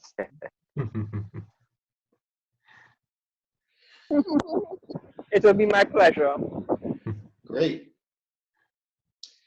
Okay. So you got me still, you got a few more, still committed for another 14 minutes. So please use me. Yeah. What do you want? Okay. Anybody has any more questions? John, don't let your wife hear that. Charlene. I like Charlene's sense of humor here. So anybody has any more I didn't hear what questions? she said. Oh, you didn't hear me, John? No, you say, what did you say? You said use you, right? And I said don't let your wife hear. Ah.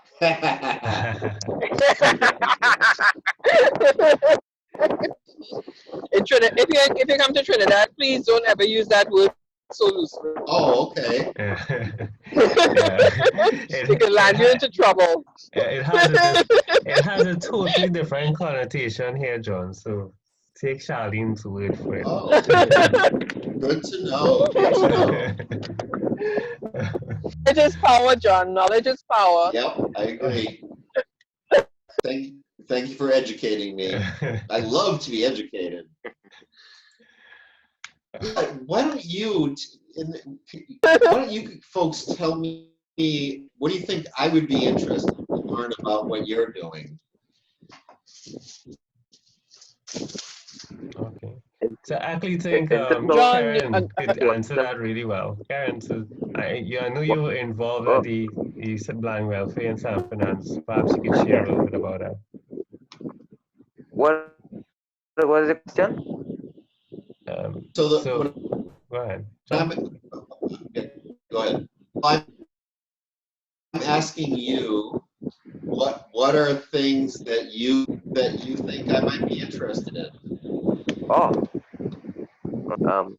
policy and legislation. How could we help the community of persons with disabilities come together to work towards making Trinidad to empower persons with disabilities?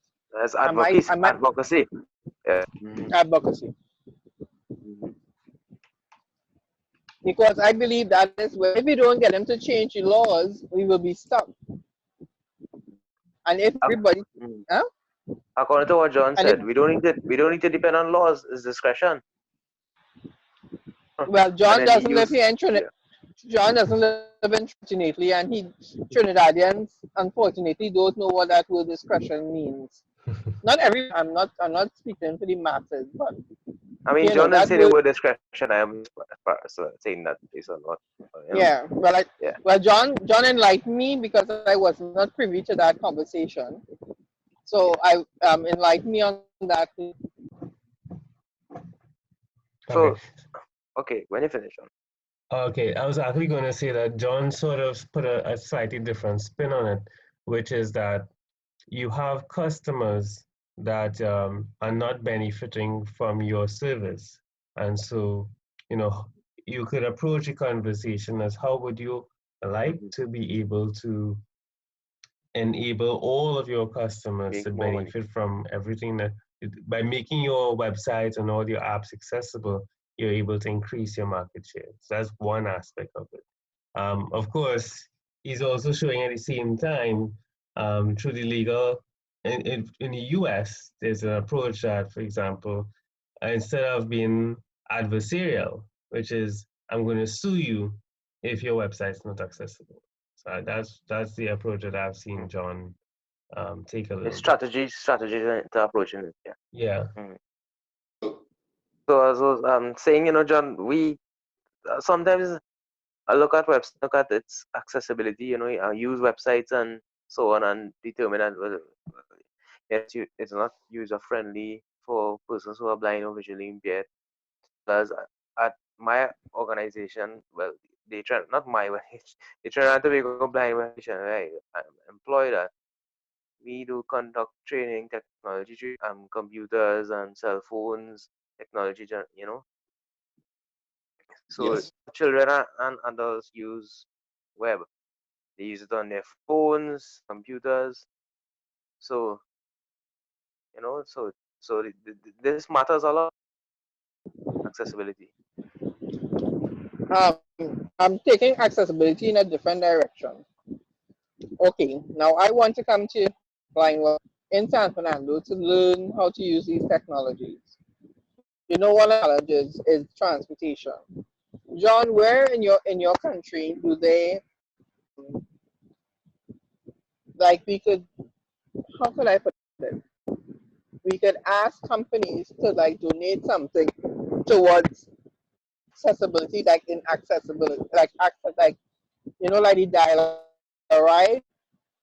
We would be in charge of it here, like donate a vehicle. I'm just looking at that, something like that we could look into. I'm just asking.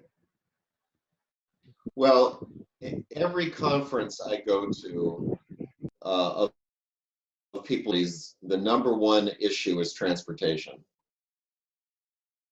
Everybody, needs transportation to get to their jobs, for example, can be employed, etc. So that the transportation is not unique to you; it's everywhere. Uh, so, are you? It seems to me you're asking: are there organizations in the U.S. that will donate equipment internationally? Donate a vehicle, yeah. Donate a vehicle, A yeah. vehicle. A No, vehicle or the ones that have the RAM, those that type, the accessible, yeah, that. The wheelchair accessible one. okay, so I don't know of any companies that do that, but I do want you to know about something that is where you are. In Massachusetts, agency that's responsible for helping people with disabilities get to work has a vehicle modification program. So it'll help. It can be as simple as a knob on a steering wheel, or as complicated as the floor of a van. And think about getting a vehicle modified for your need. Might be a way to go than trying to find someone to donate a vehicle that might be Okay, unique. so where do we get this info? You have a link for that as well for that that what is it, a school or what is it? I know someone in Trinidad who had something like that. Charlene, I'll talk to you after. And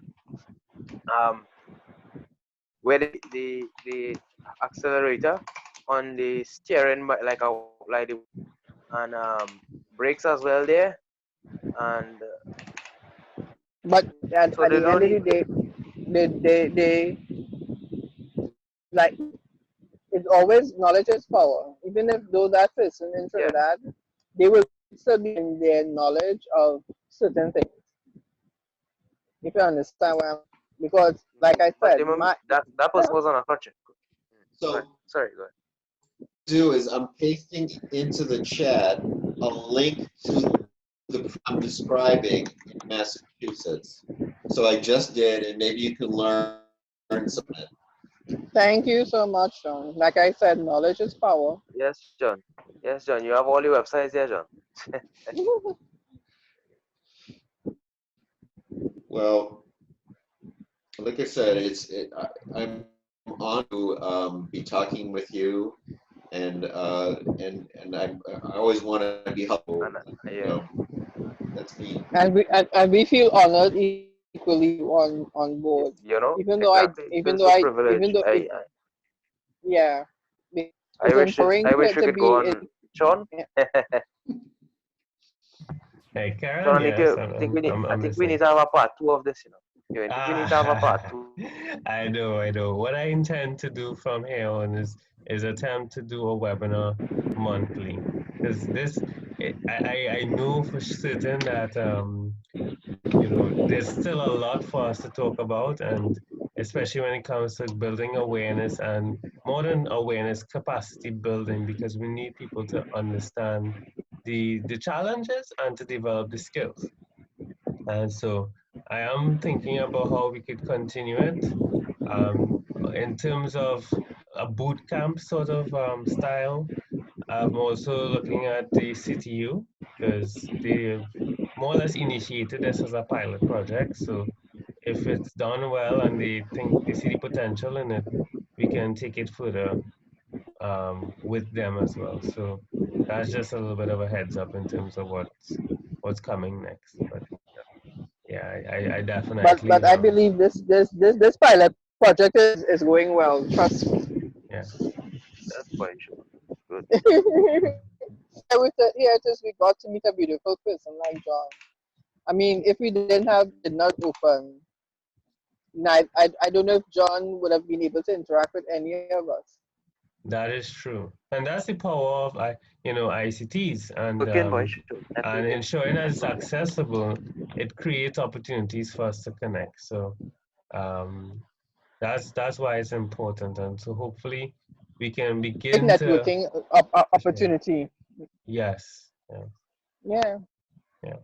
And I mean, yeah. a lot of policymakers here, I think this is especially for them because they make decisions without the information from the key stakeholders. And I hope you noticed yesterday I kept on saying key stakeholders. Talk to the people who have the problem, right? And the key And stakeholders are too who have the disabilities.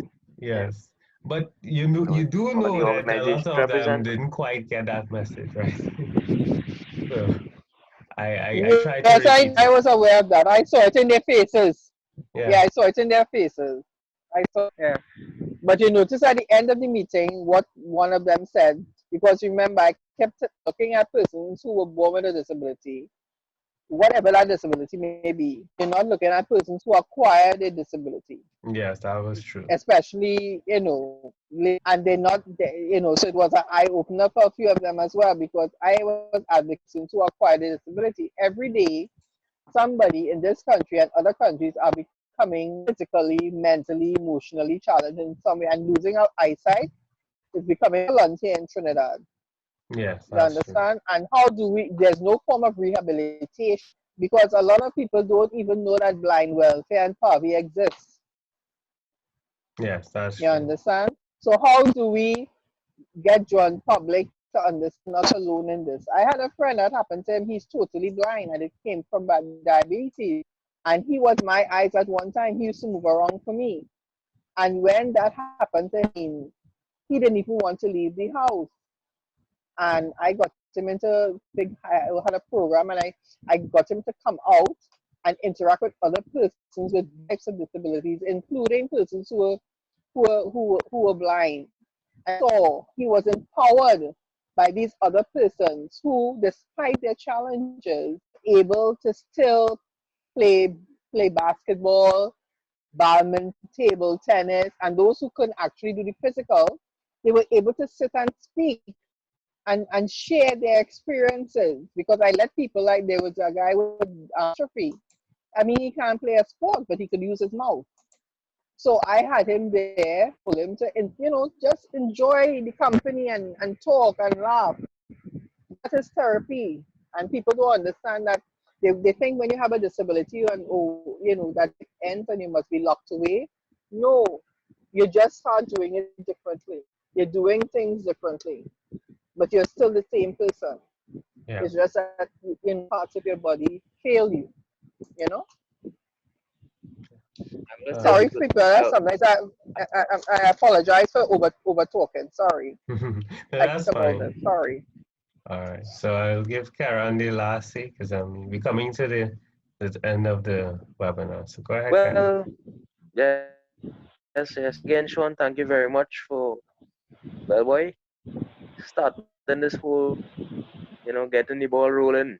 Because I mean, I really, boy, for me, it helped me a lot. Not, every day you learn, and I mean, I can't finish in regard to that. But thank you very much, Sean, and thank you very much My pleasure. for this great evening tonight. This evening, great session, wonderful information, and I think probably until the morning, you will have all your websites there for us. I mean, I'm sure here would agree with me. We could go on. Of course I do. We could go Yes, on, I man. agree. I mean, I like this accessibility created energy in me now, because Feeling empowered. You're feeling empowered. Yes. I'm feeling so excited. John was saying he was very excited in his presentation, because he's passionate. I myself, John. Yeah, that's I myself. Thank you very much, you. And lovely. okay. All right.